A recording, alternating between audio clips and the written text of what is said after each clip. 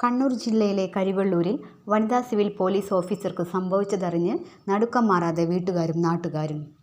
കണ്ണൂർ ജില്ലയിലെ കരിവെള്ളൂരിൽ വനിതാ civil police ഓഫീസറെ വെട്ടിക്കൊന്ന ഭർത്താവ് അറസ്റ്റിൽ.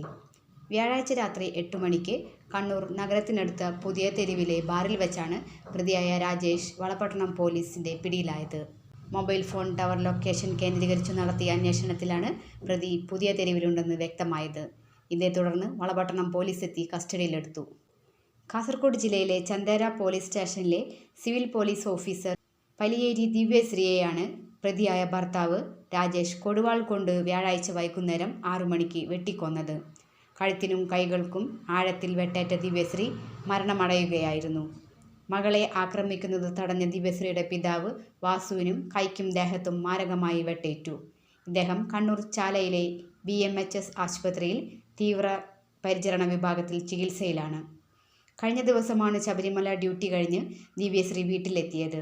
കൊലപാതകം നടന്ന ദിവസമായ വ്യാഴാഴ്ച കണ്ണൂർ കുടുംബ കോടതി ദിവ്യശ്രീയുടെയും രാജേഷിൻ്റെയും വിവാഹമോചന കേസ് പരിഗണിച്ചിരുന്നു. വിവാഹമോചന കേസ് നൽകിയതിനെ തുടർന്ന് നേരത്തെയും ദിവ്യശ്രീയുടെ വീട്ടിലെത്തി രാജേഷ് വഴക്കുണ്ടാക്കിയിരുന്നു. ഇത് സംബന്ധിച്ച് പോലീസ് കേസുണ്ട്.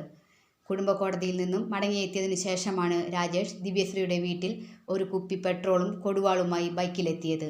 വീട്ടിൽ കയറിയ ഉടനെ തന്നെ ഇയാൾ ദിവ്യശ്രീയെ ആക്രമിക്കുകയായിരുന്നു. പ്രണയവിവാഹിതരാണ് രാജേഷും ദിവ്യശ്രീയും. റിട്ടയർഡ് മിലിറ്ററി ഇൻ്റലിജൻസ് സർവീസ് ഉദ്യോഗസ്ഥനാണ് ഗുരുതരാവസ്ഥയിൽ കഴിയുന്ന ദിവ്യശ്രീയുടെ പിതാവ് വാസു. പരേതയായ റിട്ടയർഡ് ജില്ലാ നഴ്സിംഗ് ഓഫീസർ പാറു ആണ് ദിവ്യശ്രീയുടെ മാതാവ്. ചെറുപുഴ SBI ജീവനക്കാരിയായ പ്രഭിതയാണ് സഹോദരി. 7ാം ക്ലാസ് വിദ്യാർത്ഥിയായ ഒരു മകൻ രാജേഷ് ദിവ്യശ്രീ ദമ്പതികൾക്കുണ്ട്. പ്രതിയെ കൂടുതൽ ചോദ്യം ചെയ്തതിനു ശേഷം അറസ്റ്റ് രേഖപ്പെടുത്തും.